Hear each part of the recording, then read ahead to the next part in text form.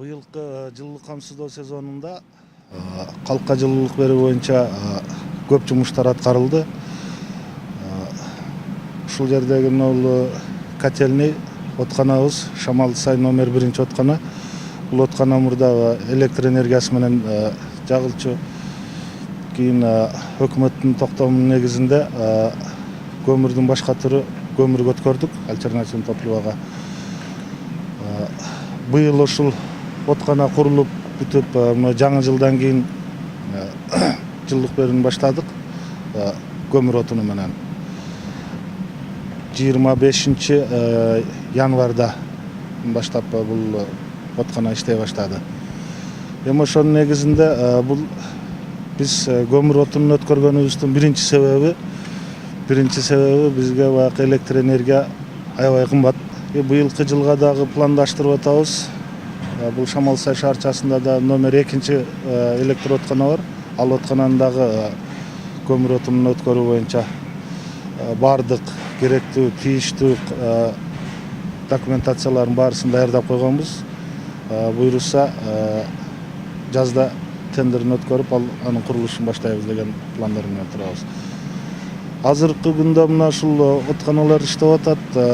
Бардыгы күнүмдүк температура, наружный температурага байланыштуу. Азыркы күндө, азыркы учурда дагы 62 градус подача берип атабыз. Обраткабыз 56-57 градус обратка келип атат.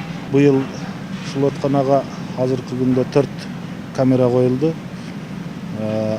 12 февралдан баштап азыр иштеп атат. Эми ал камераларды койгондун бирден бир себеби бул жерде откананын иштеп атканын көзөмөлдөп туруу үчүн, отунду көзөмөлдөп туруу үчүн, көмүрлөрдү көзөмөлдөп.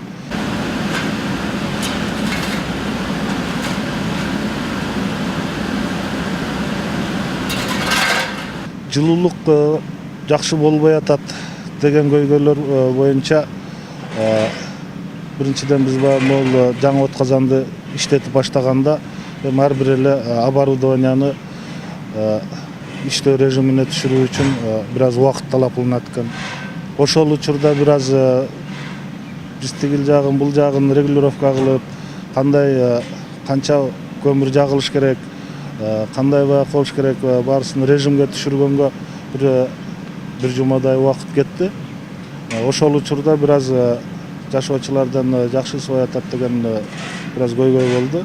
Но азыркы күндө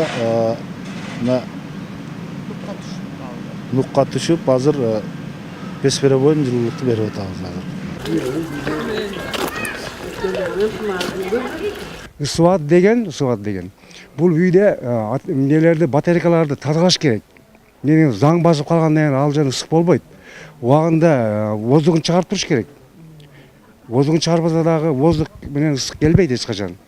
Алар өз адамдар жашаган үй бүлөлөр өздөрү билет да. Ушуну каратыш керек. Эми жылуулук деген биздин үйгө чейин бул жерге алып келип берет. Нар жагы биз бардыгы менчик да. Өздөрү караш керек. Бул регион аябай жакшы ысып турган үйлөр да.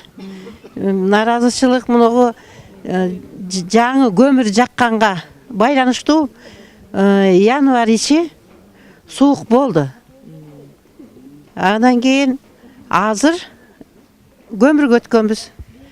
Азыр жакшы үйлөр. Шарттарыбыз жакшы. Үйлөр ысык.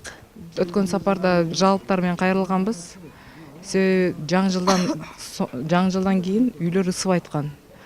Үйлөр ысыбай, түнкү сменде жакшы жагылбай көмүргө өткөнүбүзгө байланыштуу.